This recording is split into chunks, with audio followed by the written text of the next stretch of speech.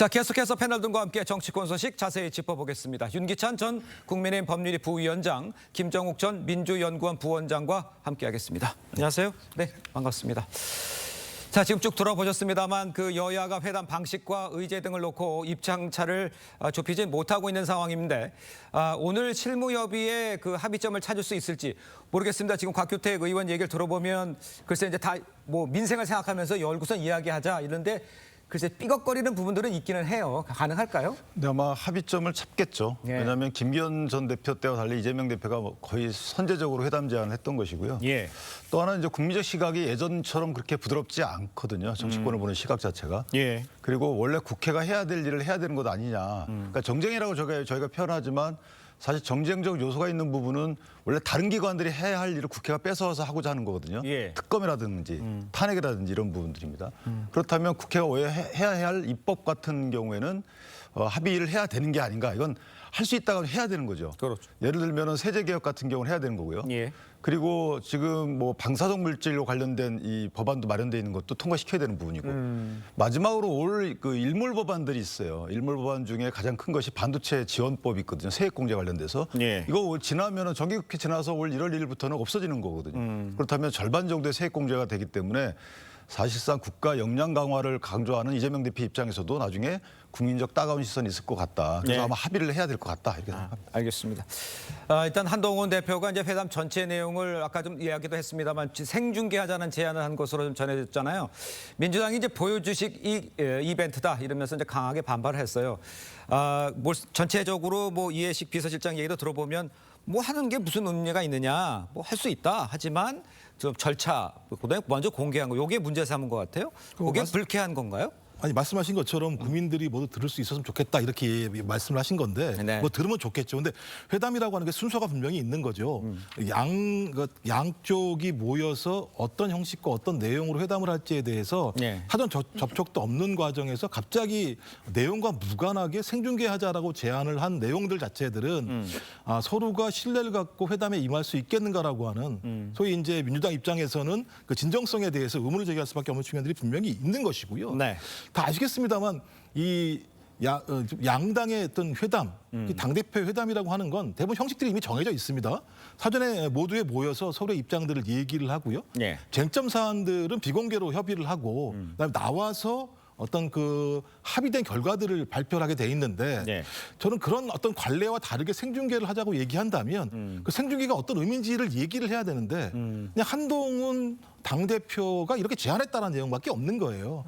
저는 그렇다면 이런 내용들 자체에 대해서 어떤 기선제압을 하려고 하는 것이 아닌가라고 의심을 할 수밖에 없기 때문에 저는 그렇다고 하더라도 예. 소위 여야의 당대표가 협치를 시작했다는 측면에서 네. 이것이 걸림돌이 될 수는 없다는 생각이 들기 때문에 좀 오늘부터 실무회담 과정에서 좀 국민들이 요구하고 있는 두 가지 핵심적인 내용들, 민생 문제에 대한 해결점, 합의점들을 도출하는 문제랑 최혜병 특검에 대해서 제가 볼 때는 이미 뭐 양당 모두 특검의 도입 필요성에 대해서는 공감을 했었기 때문에 예. 이 두 가지 정도의 합의를 도출해냄으로써 좀 이제 정치권이 국민들에게 신뢰를 줄 수 있겠구나라고 하는 좀 그런 어떤 안도감, 신뢰감을 줬으면 좋겠다 이런 생각을 하고 있습니다. 근데 예. 그 생중계는 저는 좋은 아이디어라고 보는 것이 저게 생중계라고 얘기하지만 만약에 생중계라고 저를 이해하게 되면요. 이재명 대표도 그 당시에 나가려고 하는 기자분들 물리지 않고 그 본인 하고 싶은 말 다 하셨잖아요. 국민께. 읽을 때. 그렇죠. 예, 예. 영수회담에서. 네. 소위. 그러니까 그렇게 본인의 말을 국민을 향해서 설득하고 싶은 거죠. 그런데 지금 이 영수회담 같은 이 여야 대표회담 같은 경우에는 저희 생중계라고 표현하자면 토론을 제안한 거죠. 한동훈 대표가. 네. 이 토론 제안은 뭐냐면 말싸움 하자는 것이 아니고 원래 정책적 수혜자인 국민들이 볼 때 예. 어느 쪽의 말이 어느 쪽의 정책 입안 과정이 더 설득력 있는지에 대해서 네. 또 나한테 도움이 되는지에 대해서 국민들은 알고 싶은 거죠. 예. 거기에 대해서 한동훈 대표는 제안을 한 거고 만약에 이재명 대표가 그 토론 제안을 안 받아들이면 안 받아들이는 거지 거기에 대해 비난할 것까지는 아니다. 저는 이렇게 생각합니다. 그러니까 저는 네, 네, 따로따로 제안해야 된다는 거예요. 예. 회담과 토론은 다른 겁니다. 회담을 제안을 했고 한동훈 대표는 회담을 갖다 수용을 한 거예요. 회담은 어떤 합의를 만들어내야 됩니다. 토론은 합의를 만들어내는 게 아니에요. 쌍방 간에 어떤 생각을 가지고 있는지 국민들이 알게 하는 거거든요. 예. 그러면 회담을 해서 성과가 나오거나 아니면 합의가 안 됐을 때 왜 합의가 안 되는지를 가지고 공개적인 토론을 하자면 저는 이해를 하겠어요. 저는 그러니까 예를 들면 이거 섞어버리게 되면 무슨 저게 의도지라고 하는 상대방에 대한 신뢰감을 주지 않기 때문에 교수님, 제가 이렇게 여쭤볼게요. 그 이해식 그 비서실장 얘기를 제가 또 하게 되는데 실제로 하게 되면 오히려 한동훈 대표가 더 불리할 것이다 이렇게 얘기하는 거는 그렇게 생중계하는 것에 대해서 뭐 토론하고 이런 것을 생중계하는 것에 자신이 있다 이런 식으로 해석이 되는데 그렇게 불리하거나 뭐 국민이 다 보는 앞에서 하는 건 나쁜 건 아니잖아요. 아까 제가 말씀드렸잖아요. 예. 회담은 회담이고 토론은 토론이라는 거죠. 또다시 회의된다 그 문제는. 그러니까 토론이라고 얘기하는 건 지금 회담을 하자는 건 뭐냐면 예. 여야가 어떤 합의를 통해서 국민에게 신뢰를 주고 국회 효율성 또는 정당의 효율성을 보여주자는 건데 네네. 토론을 하게 되면 차이가 드러나는 거잖아요. 기본적으로. 저는 오케이. 그렇죠. 회담을 해서 네. 합의가 만들어졌는데 합의가 안 되는 부분들은 토론합시다. 하자는 거예요. 그때 가서. 아니 근데 지금 합의가 안 되는 부분 갖고 회담 하자는 거잖아요. 합의가 나중에요. 된 부분은 이미 언론에도 나왔지만 전세사기 특별법 이 부분은 합의가 다 됐어요. 처리하기로 했잖아요. 그러니까요. 그러니까 이런 거 부분은 다 합의가 됐기 때문에 토론할 이유가 없고 회담할 이유가 없어요. 회담을 한다는 것은 이제 합의가 안 됐기 때문에 의견차를 줄이자는 건데 예. 자 의견차가 줄어들 확률이 낮다는 거죠. 여태까지의 과정을 보면. 그렇다면 한동훈 대표의 뜻은 제가 미뤄짐작하건데 아니 국민적 시각에서 볼 때 정책을 국민을 위해서 피는 거니까 국민들이 보고 여론이 형성될 거 아니겠어요? 그럼 이재명 대표 입장에서도 본인이 아 내가 이렇게 얘기하는 정책들이 국민적 시각에서 보면 수용 가능성이 없구나. 그럼 합의 가능성이 더 커지는 거죠. 예. 이런 심판을 놓자는 거죠. 소위 말하면 심판 없는 회담 아무리 해봐야 서로 달리 발표할 거고. 국민이 다 보는 앞에서 하는 그렇죠. 걸로 국민을 하자. 심판 삼아 하자는 거예요. 예. 저는 개인적으로 나쁜 의견이 아니라고 그러니까 보는데. 두 번 하시자니까요. 두 번 하시면 되잖아요. 아니 그러니까 절차상의 문제지 네네네. 민주당에서 특히 반대할 이유는 반대할 이유 없다는 없죠. 얘기예요. 네네. 네, 알겠습니다. 네. 그렇게 정리를 하겠습니다. 아, 이제 그런데요. 이제 민주당은요. 한 대표 향해서 이제 제3자 추천안 수용할 테니까 26일까지 특검법을 발의하라 이런 압박하고 있는 상황이잖아요. 회담에서도 우선적으로 논의해야 한다 이런 입장인데 한 대표가 최대 난제인 이 특검법 문제 이거는 그 국민의 입장 어떻게 이걸 풀어야 될까요? 일단 회담의 목적은 사실은 이제 민생을 위한 회담이라고 다들 얘기하잖아요. 예. 그럼 민생을 위한 회담이 되려고 그러면 민생 관련된 의제를 일단 선정을 해야죠. 네. 그러니까 한동훈 대표가 얘기했던 것처럼 첫 번째 민생 관련된 의제, 두 번째는 정치개혁 의제 이거 다 필요한 거죠. 그다음에 정쟁 중단인데 정쟁 중단은 회담 성공적인 회담을 위한 전제 조건입니다. 그러니까 정쟁 중단은 두 분이 다 선언을 해야 돼요. 네. 그러니까 정쟁 중단의 선언의 의미는 아까 제가 말씀드린 대로 원래 국회의 본래 임무와 관련 없는 예. 특검법 관련된 것들 이런 부분들을 뒤로 밀어야 돼요. 일단 이거 논의하지 않겠다. 예. 헌재 결정 나오기 전까지 논의 안 하거나 공수처 결론 나오기까지 논의 안 하면 되는 거거든요. 나머지 국회가 반드시 해야 될 입법 관련된 것들 아까 네. 말씀 세제 개혁 예. 이런 부분들만 논의하겠다라고 하면 되는 거고요. 특검법 관련돼서는 지금 한동훈 대표의 말들을 종합해 보면 본인은 진상규명에 반대하지 않는다는 의미로 제3자 특검을 얘기했는데 그러니까요. 지금 민주당 같은 경우에는 계속 더 가중적인 요소의 특검법을 발의하잖아. 위헌적인 요소에. 그거는 협상의 의미가 없다는 거고 네네. 그런 진상규명의 의지가 없고 오히려 대통령 탄핵을 위한 정쟁용이다. 아. 한동훈 대표 이렇게 판단하면요. 예. 진상규명을 위하지 않은 특검은 필요 없다고 하면 되는 겁니다. 그러니까 현재 민주당이 원하는 특검은 진상규명 의지가 없는 특검이기 때문에 예. 이거는 이 논의 중단을 선언하면 돼요. 아 이게 이런 특검은 다 하지 않겠다. 잠깐만요. 그러면 그 이번에 논의 의제로 올리는 것 자체에서 할 수가 없다는 실무 협상 단계에서 하면 안 된다는 얘기를 하시죠. 원래는 정쟁 중단을 전제 조건으로 깔아야 되는데 예, 예. 만약에 그렇게 되면 회담 자체가 결렬될 거 아니겠습니까? 아. 그 회담에 들어가서 예. 아니 진상규명 의미가 없는 진상규명이 목적이고 수단이 특검인데 네네. 진상규명용이 아닌 특검을 할 필요가 없죠. 예. 한동훈 대표의 딜레마를 빠져나오는 방법은 나는 진상규명 의지 없는 민주당과의 특검 논의를 하지 않겠다. 앞으로 그렇게 회담 해야 끝나면 된다. 이렇게 하는 게 맞는 것 같습니다. 어떻게 보세요? 특검 관련해서. 아니 저는 왜 이게 예를 들어 국회 일이 아니라고 말씀하시는지 잘 모르겠어요. 아니, 특검과 탄핵은 국회의 권한이라고 나와 있는 내용인데 계속 위헌이라고 계속 제안을 하세요. 위헌의 결정은 헌재가 판단하는 거예요. 네. 뭐 예를 들면 국민의힘이 판단하는 게 아니란 말씀을 드리는 것이고 또 하나 계속 정쟁 중단을 말씀하시는데 그러면 다수의 국민이 최혜병 특검 문제와 관련해서 기존의 수사기관이 아닌 예. 특검이 필요하다고 주장하는 건 국민 다수가 그러면 정쟁을 하라고 요구하는 겁니까? 예. 그리고 또 한동훈 당대표 입장에서도 공수처 수사와 무관하게 제3자가 추천하는 특검을 하자고 말씀하셨잖아요. 그럼 특검은 합의된 거잖아요. 따지고 보면요. 네네. 그러니까 그것이 민주당식의 특검인지 아니면 한동훈 대표의 특검인지의 차이일 뿐인 거지 소위 기존의 수사가 아닌 특검을 통해서 밝혀내야지만 국민들이 그 수사 결과에 대해서 동의할 수 있을 거라는 판단을 하시는 거잖아요. 네. 그래서 그걸 공약으로 내것인 거잖아요. 네네. 근데 만약에 이번 회담에서 소위 이것이 정쟁의 내용이기 때문에 회담의 의제로도 삼을 수 없다고 얘기한다면 제가 볼 때는 회담하지 말자는 얘기랑 다르지 않다라는 생각이 들기 때문에 저는 이 문제는 빨리 그 한동훈 대표께서 그 특검법에 대한 특검 발의안을 내시면 돼요. 그 이쪽에서는 이렇게 얘기할 수 있지 않습니까? 이게 국민의힘 같은 경우에는 의견이 다르기 때문에 뭐 당론으로 채택을 해야 될지 의견을 물어봐야 되고 여러 가지 절차가 있어서 민주당처럼 한 번에 딱 결정된다고 뭐 할 수 있는 상황이 아니지 않느냐. 그런데 26일까지 봐줘와라 이렇게 얘기를 할 수 있는 게 이게 적당하냐는 지적을 하는 것 같은데 그 부분은 어떻게 생각합니까? 그러면 어떻게 할지 26일까지 어떻게 그걸 그러니까 가까이 내부에 논의를 하셨어야 되는데 논의가 예. 한 번도 없었던 거잖아요. 그러니까 내부에? 외부의 언론에 대해서는 예. 내 생각이 바뀐 게 없다라고만 말씀하셨지 예. 실제로 당 내부에서 토론을 하지 않았어요. 그러니까 적어도 그 의원총회를 통해서 소위 지금에 있는 당론 공수처 수사 이후의 수사 결과를 보고 결정하자는 당론과 예. 한동훈 당대표가 얘기하고 있는 제3자가 추천한 공수처 수사와 무관하게 특검을 하자라고 안이 있다면 네네. 결정을 하시면 되는 거잖아요. 결정이 돼야 안이 나오는 건데 아직까지 아무런 결정을 하지 않으시니까 의구심을 갖고 있는 거죠. 아, 근데 의견 수렴은 사실 의원총회도 있지만 여러 가지 당내 기구들이 있어요. 네네. 당원협의회 그 모임도 있는 거고 원로들과의 미팅도 있는 거고 네. 다 하고 있잖아요. 그리고 공수처의 원래 공수처가 수사기관이잖아요. 경찰이 수사기관이고 그걸 왜 국회가 하려고 그래요? 이건 예외적인 겁니다. 네. 제가 말씀드린 것처럼 이게 원칙적인 거 아니고 원래 국회의 특검은 아주 보충적으로 행사돼야 되는 거잖아요. 여기에 대해서는 동의하시잖아요. 그런데 공수처 결과도 안 나온 상황에서 특검부터 하겠다? 그리고 민주당에서 고발이잖아요. 민주당 자체가. 예. 이거를 공수처에 고발한 이후에 며칠 3일 만에 특검 발의를 했어요. 네. 이게 어떻게 정쟁용이 아닙니까? 공수처의 수사 결과를 보지도 않고 예. 공수처 수사 과정에서 외압 행사가 됐다. 공수처의 수사 결과가 뭐 믿음직스럽지 못하다.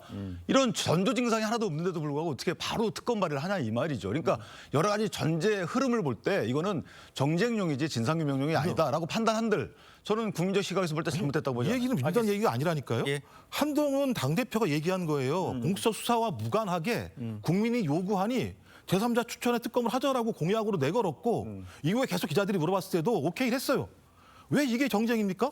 그럼 네. 한동훈 당대표가 지금 정쟁을 만들어내고 있는 거랑 똑같다고 얘기할 수 있는 거예요. 그럼 민주당에서는 알겠습니다. 예, 이재명 대표께서 예를 들어 진성준 그 정책위 의장하고 금투세 관련돼서 의견이 다르면 진성준 의장의 말을 안 듣는 경우는 없습니까? 네. 예를 들면 아. 민주당의 당론 결정 방식은 이재명 대표의 뜻이 그렇게 강하게 비칠지 몰라도 예. 아까 말씀하신 대로 국내심 같은 경우 굉장히 민주적인 정당이에요.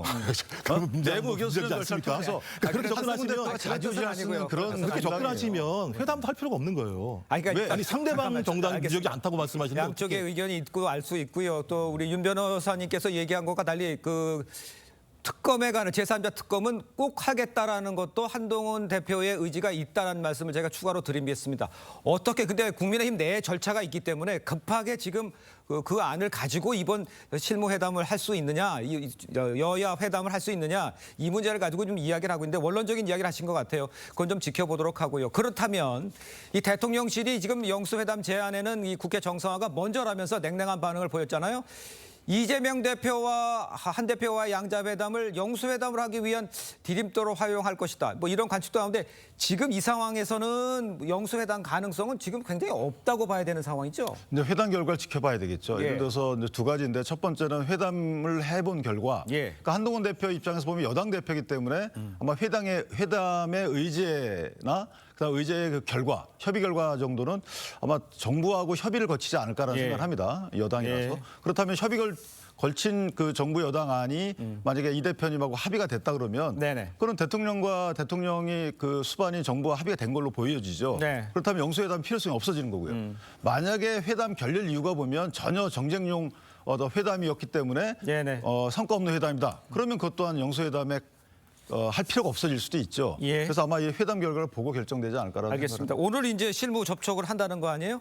어떤 결과가 나올지 좀 지켜보도록 하겠습니다. 자, 다음 소식도 짚어보겠습니다. 김건희 여사를 겨냥해서 살인자라고 말한 이 전현희 의원에 대한 진정이 인권위에 접수가 됐습니다. 김 여사의 인격권을 침해한 것이다 이런 주장인데 먼저 이런 주장에 대해서는 어떻게 평가를 하십니까? 뭐 일단 국회에서 아무리 뭐 면책특권이 있다고 하더라도 예. 국회의원의 발언들은 국민이 동의할 수 있는 어떤 공감대 내에서 해야 되는데 예. 뭐 어떤 정도 대통령 내외에 대해서 살인자라고 발언한 거에 대해서 국민들이 좋아하진 않을 거라 생각이 분명히 듭니다. 하지만 과정을 보면 그런 거죠. 예. 저희 이 부패방지국장의 극단적 선택과 관련해서 송석준 의원이 먼저 전현희 의원에게 그분의 죽음에 본인은 죄가 없는가라고 질문을 하게 되면서 시작이 된 측면이 분명히 있거든요. 예. 근데 그런 과정에 설명을 하다가 전현희 의원이 대통령 내외도 살인자라는 발언을 한 것이고 또 그 이후에 대통령실도 좀 발끈을 했었습니다만 고인을 죽음에 이르게 한 게 민주당이다 이렇게 얘기를 했어요. 좀 그래서 순서상 좀 송석준 의원이 전현희 의원에게 제기했던 부분에 대해서 사과를 하고 그 이후에 전현희 의원도 마찬가지입니다만 그 부분에서 국민에게 사과를 하는 게 맞을 거라는 생각이 들고요. 그 이유는 이미 이제 박찬대 원내대표가 이 부분과 관련해서 포괄적으로 유감을 표명한 측면이 있기 때문에요. 예. 이거 지금 완성되고 나면 그럼 대통령실도 공당인 제1야당에 대해서 소위 죽음에게 책임이 있다라고 말한 부분에 대해서도 저는 유감 표명이 동시에 이루어진다고 생각을 합니다. 네. 그런데 직접 뭐 지금 뭐 유감 표명을 해야 되는가 공식 사과해야 된다는 얘기는 하지만 직접 사과를 할까요? 직접 사과하셔야죠. 최고위원 선거 끝났으니까 하시겠죠. 하셔야 되는 거고. 저는 개인적으로 전현희 의원이 장소가 일단 뜬금없어요. 네. 이게 법사위의 검사 탄핵 조사 청문회잖아요. 예. 거기하고 뭔 상관이 있습니까? 전현희 의원이 먼저 그 문제 제기를 하셨고요. 거기에 대해서 송석준 의원이 반론을 했던 거고, 그다음에 전현희 의원이 이제 저희가 말씀할 수 없는 그런 얘기를 한 거죠. 그러니까 이게 지금 예를 들어서 국회 업무도 아니죠. 유족이 만약에 문제 제기했으면은 그 문제 제기를 대신해 가지고 전현희 의원이 문제 제기를 전달할 수는 있어요. 그런데 유족 자체가 문제 제기를 하지 않고요. 유서에도 그런 해당 내용이 없고요. 예. 그럼에도 불구하고 본인이 어떤 정치적인 입장을 반영해서 예. 일정을 반영해서 한다. 저는 이거는 아주 극한 사과를 해야 된다고 봅니다. 알겠습니다. 자, 북한 소식도 좀 하나 좀 살펴보도록 하겠습니다. 지금 보면요, 어제 새벽에 북한에서 귀순했잖아요. 지금 보니까 대북 방송을 하니까 귀순이 늘어났다 이런 이야기도 하고 있는데 전문가시잖아요, 북한 문제. 지금 이 대북 방송 때문에 북한들이 좀 귀순하는 상황이 늘었다 이렇게 평가를 할 수는 있는 겁니까? 예, 심각합니다. 왜냐하면 그렇습니까? 과거에도 계속 예. 대북 확성기 문제에 대해서 계속 문제 제기했었어요, 북한에서. 네. 틀지 말아라. 왜냐하면 그런 내용을 듣게 되면 소위 상당히 예를 들면 어떤 내부적으로 군내 사기도 저할 뿐만 아니라 예. 소위 마음에 큰 동요를 오는 것이 사실이기 때문에 예. 근데 이제 최근에 이걸 틀기 시작하면서부터 군 내부에도 이런 내용들이 흐르지 않겠습니까? 계속 방송의 내용들이 전달되게 되면 예. 군인들 내부에서 이런 얘기가 흐를 거라는 생각이 드는데 이렇게 되면 이제 북한 내부에서도 이걸 갖다 이제 이런 일이 벌어지지 않기 위해서 강압적으로 예를 들면 이거 다 막아내겠죠. 예. 근데 그러다 보면 휴전선 내부에서 우발적 충돌이 발생할 수 있는 측면도 분명히 있습니다. 근데 저희가 이제 이거 갖다가 북한의 변화는 분명히 있습니다만 이런 변화가 북한의 체제 변화까지 올 수 있다 이런 얘기들을 하는 건 좀 과하다는 생각이 들고요. 이런 일이 반복적으로 있어 왔었거든요. 그러니까요. 대신 어떤 대북 확성기라고 하는 부분에 북한의 잘못된 행동에 대해서 우리가 대응하는 차원에서 이루어졌다고 하더라도 예. 휴전선에서 이런 일로 인해서 우발적 충돌이 발생했을 때 예. 상황을 잘 관리할 수 있도록 대처할 필요가 분명히 있다. 좀 안 그렇게 되면 쌍방 간에 과열돼 있는 쌍방 대응 자체가 소위 잘못된 방식의 우발적 충돌과 확전으로 갈 수도 있기 때문에 좀 거기에 대한 상황 관리는 매우 중요하다고 생각을 그러니까 합니다. 주의는 해야 되고 우발적인 벌어지지 않도록 해야겠지만 대북 확성기가 주민들에게 영향이 그렇죠. 있는 것만은 맞는 꽤 거네요. 있죠. 그렇죠. 알겠습니다. 자, 오늘 두 분 말씀은 여기까지 듣겠습니다. 고맙습니다. 감사합니다.